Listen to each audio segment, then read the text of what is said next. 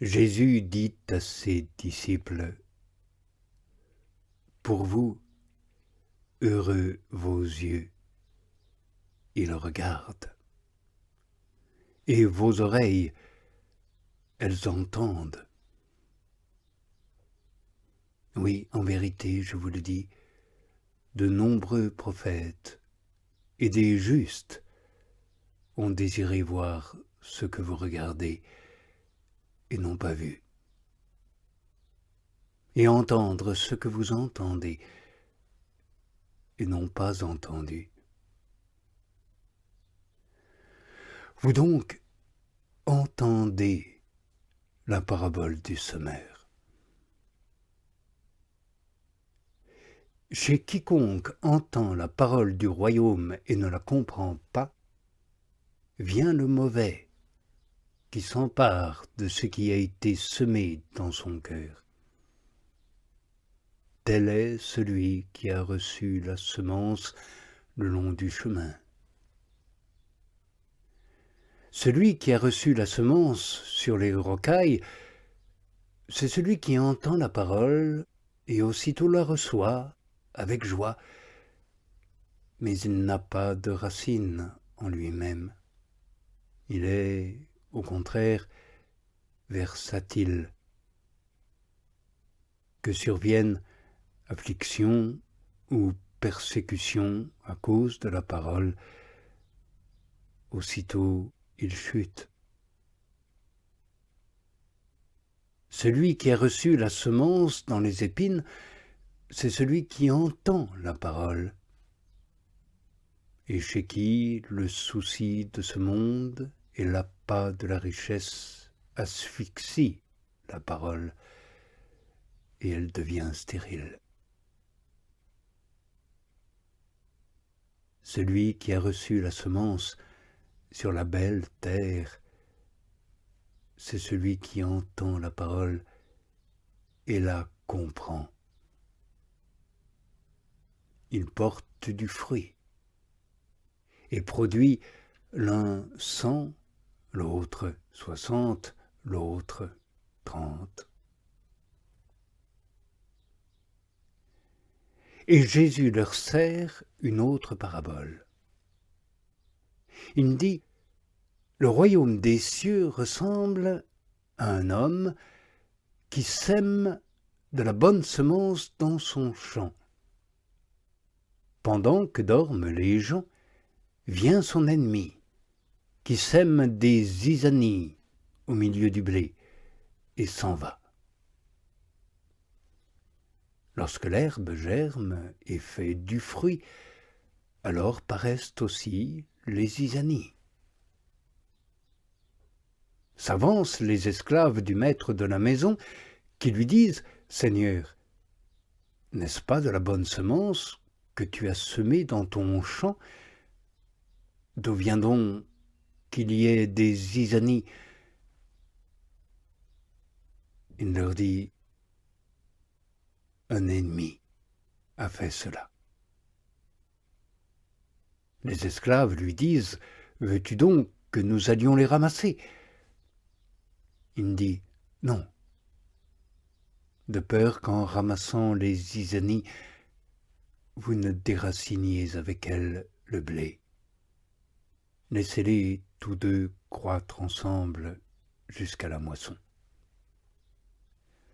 Au temps de la moisson, je dirai aux moissonneurs, ramassez d'abord les zizanies et liez-les en bottes pour les brûler. Quant au blé, rassemblez-le dans mon grenier. »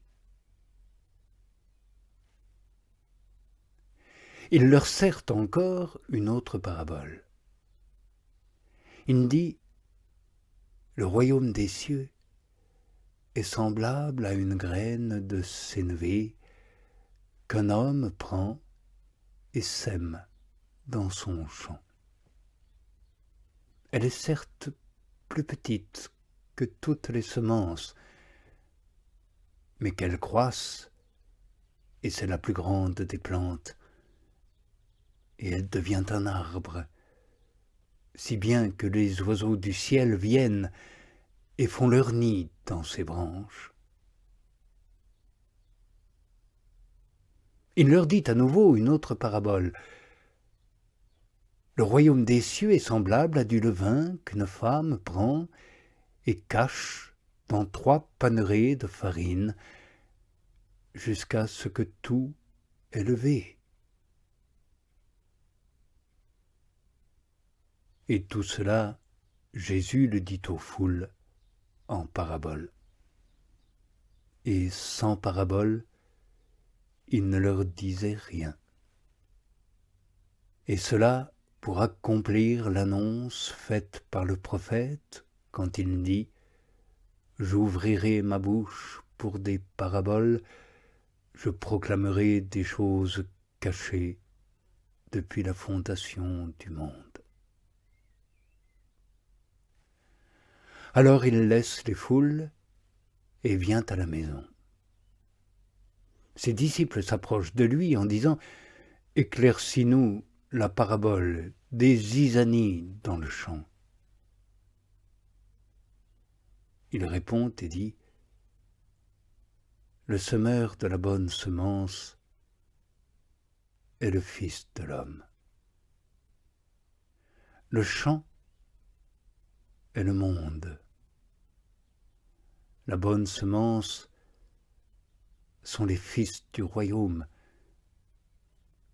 Les isanies sont les fils du mauvais. L'ennemi qui les a semés est le diable. La moisson est l'achèvement de cette ère. Les moissonneurs sont des anges.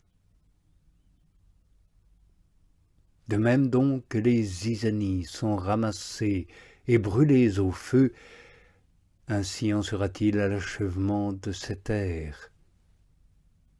Le Fils de l'homme enverra ses anges, ils ramasseront hors de son royaume toutes les occasions de chute et tous les fauteurs de l'iniquité.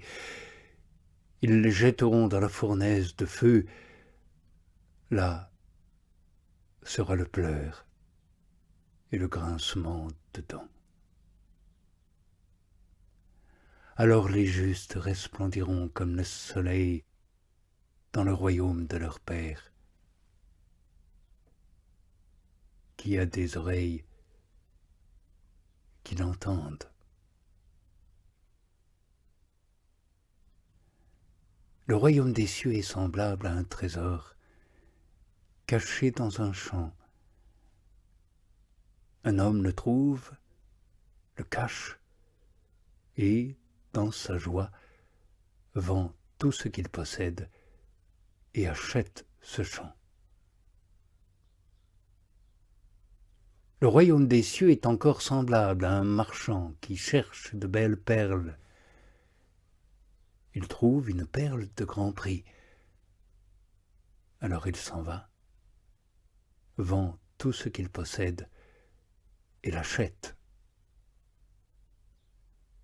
Le royaume des cieux est encore semblable à une seine lancée dans la mer et qui rassemble des poissons de toute race.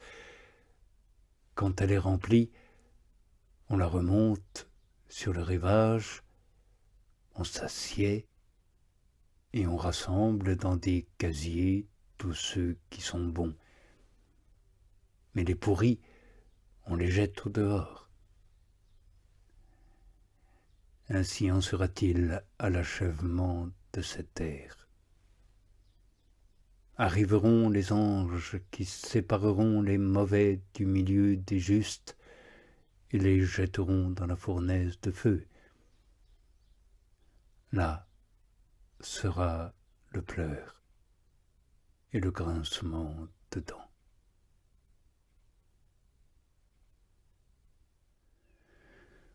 Avez-vous compris tout cela? Ils lui disent « Oui ». Il leur dit « Voilà pourquoi tout scribe, devenu disciple du royaume des cieux, est semblable à un homme, maître de maison, qui extrait de son trésor du neuf et du vieux.